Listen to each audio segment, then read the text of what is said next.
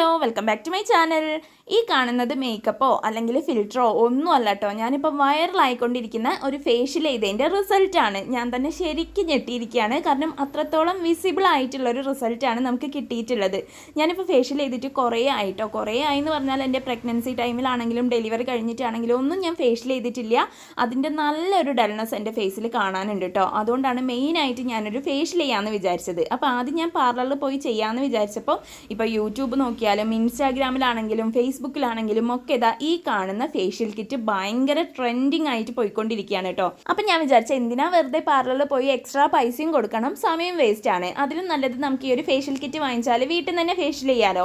അങ്ങനെ ഞാൻ വാങ്ങിച്ചിട്ടുള്ളതാണ് ഈ ഒരു ന്യൂഡിൻ്റെ 30 minute DIY make over facial kit. ഇത് ഡയമണ്ട് ഗ്ലോ എന്ന് പറഞ്ഞിട്ടുള്ള ഒരു ഫേഷ്യൽ കിറ്റ് ആണ് കേട്ടോ. ഇതിൽ ഇതുപോലെ കുഞ്ഞു 6 പാക്കറ്റുകളിലായിട്ടാണ് പ്രോഡക്റ്റ് വരുന്നത്. അതായത് വെറും 6 സ്റ്റെപ്പ് കൊണ്ട് വെറും 30 മിനിറ്റ് കൊണ്ട് നമുക്ക് നമ്മുടെ കംപ്ലീറ്റ് ഫേഷ്യൽ ചെയ്തെടുക്കാൻ പറ്റും. അപ്പോൾ ആദ്യത്തെ പ്രോഡക്റ്റ് ഈ ഒരു ക്ലെൻസിങ് മിൽക്ക് ആണ് കേട്ടോ. അതും ആ ഒരു പാക്കറ്റ് തന്നെ കൊടുത്തിട്ടുണ്ട്. നമ്മൾ 5 മിനിറ്റ് ഈ ഒരു ക്ലെൻസിങ് മിൽക്ക് വെച്ചിട്ട് മസാജ് ചെയ്യണം എന്നുള്ളത്. അപ്പോൾ ഈ ഒരു ക്ലെൻസിങ് മിൽക്ക് എന്തിനാണെന്ന് വെച്ചാൽ നമ്മുടെ ഫേസിനെ ഡീപ്ലി ക്ലെൻസ് ചെയ്യാൻ വേണ്ടിയിട്ടുള്ളതാണ്. നമ്മളുടെ ഫേസിലെ എക്സ്ട്രാ ഓയിൽ ഉണ്ടാവും, അതുപോലെ തന്നെ നമ്മുടെ പോർസിൻ്റെ ഉള്ളിലൊക്കെ ആയിട്ട് ഡേട്ട് കാര്യങ്ങളോ ഒക്കെ ഉണ്ടാവും. ഇതിനെയൊക്കെ കംപ്ലീറ്റ് ആയിട്ട് റിമൂവ് ചെയ്യാൻ വേണ്ടിയിട്ടാണ് നമ്മൾ ആദ്യം തന്നെ ഈ ഒരു ക്ലെൻസിങ് മിൽക്ക് യൂസ് ചെയ്യുന്നത്. പിന്നെ ശ്രദ്ധിക്കേണ്ട 1-2 കാര്യങ്ങൾ എന്താണെന്ന് വെച്ചാൽ നമ്മൾ ഈ ഒരു ഫേസിൽ മാത്രം ചെയ്താൽ പോരാ, നമ്മളുടെ നെക്കിലേക്കും കൂടി ഈ പ്രോഡക്റ്റുകളൊക്കെ അപ്ലൈ ചെയ്തിട്ട് ഒരു മസാജ് കൊടുക്കണം.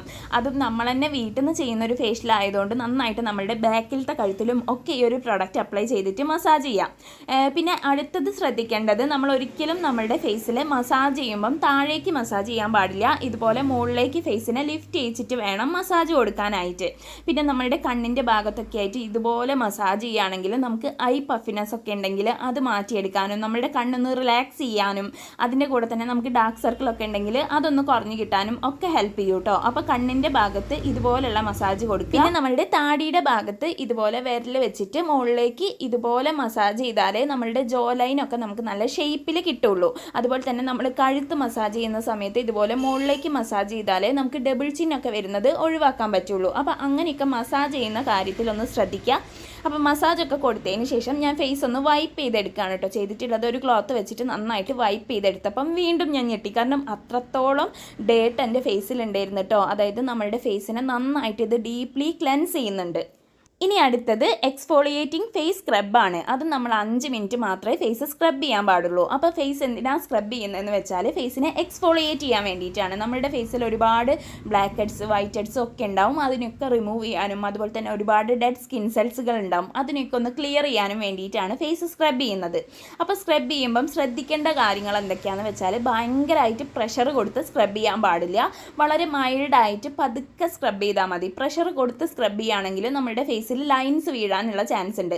അങ്ങനെ നമുക്ക് പെട്ടെന്ന് ചുളിവുകൾ വരിക, ആൻറ്റി ഏജിങ് വരിക, അങ്ങനെ ഒരുപാട് പ്രശ്നങ്ങൾ ഉണ്ടാവും. അതുകൊണ്ട് വളരെ മൈൽഡായിട്ട് പതുക്കെ മാത്രം സ്ക്രബ് ചെയ്ത് കൊടുക്കുക. അതും ഇതുപോലെ സർക്കുലർ മോഷനിൽ വേണം നമ്മൾ സ്ക്രബ് ചെയ്യാനായിട്ട്. അല്ലാണ്ട് ഞാൻ നേരത്തെ കാണിച്ചിട്ടുള്ള ഒരു മസാജിങ് സ്റ്റെപ്പുകളൊന്നും ഈ ഒരു സ്ക്രബ് ചെയ്യുന്ന സമയത്ത് നമ്മൾ ചെയ്യാൻ പാടില്ല. പതുക്കെ മൈൽഡായിട്ട് ഇതുപോലെ സർക്കുലർ മോഷനിൽ വേണം നമ്മൾ സ്ക്രബ് ചെയ്തെടുക്കാൻ.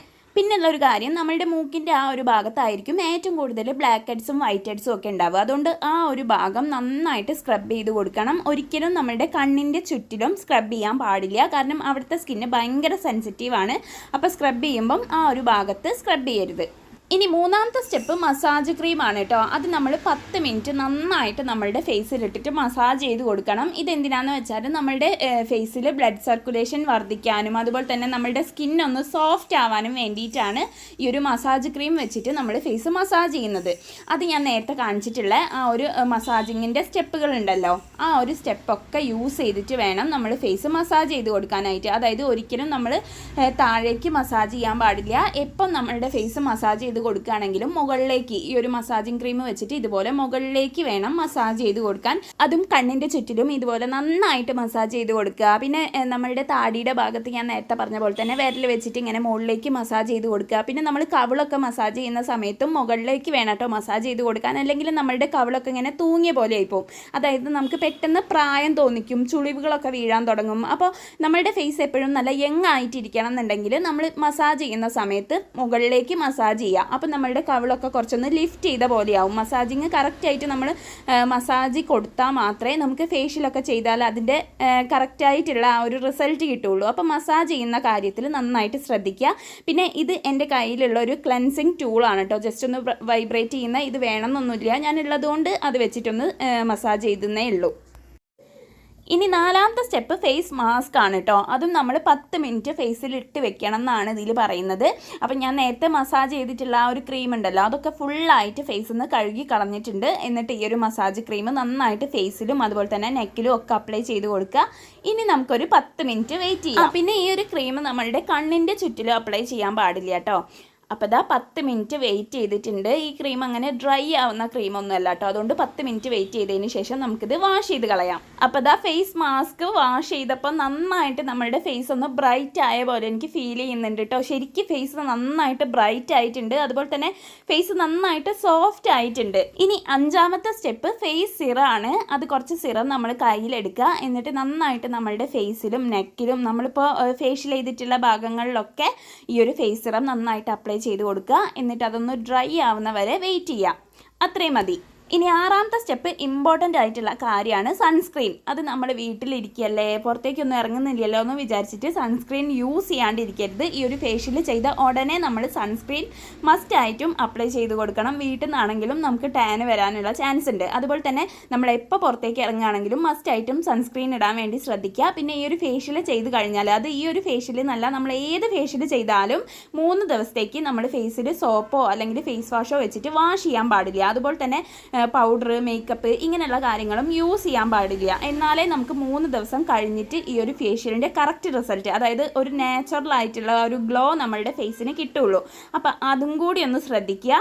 ഇപ്പം തന്നെ ഫേസ് നന്നായിട്ട് ബ്രൈറ്റ് ആയിട്ടുണ്ട്. അതുപോലെ തന്നെ നന്നായിട്ട് സോഫ്റ്റ് ആയിട്ടുണ്ട് കേട്ടോ. നമ്മൾ പാർലറിലൊക്കെ പോയിട്ട് ഫേഷ്യൽ ചെയ്തിട്ടുള്ള ആ ഒരു കറക്റ്റ് റിസൾട്ടാണ് നമുക്ക് വീട്ടിൽ നിന്ന് ഈ ഒരു ഫേഷ്യൽ കിറ്റ് വെച്ച് ചെയ്തപ്പോഴും കിട്ടിയിട്ടുള്ളത്.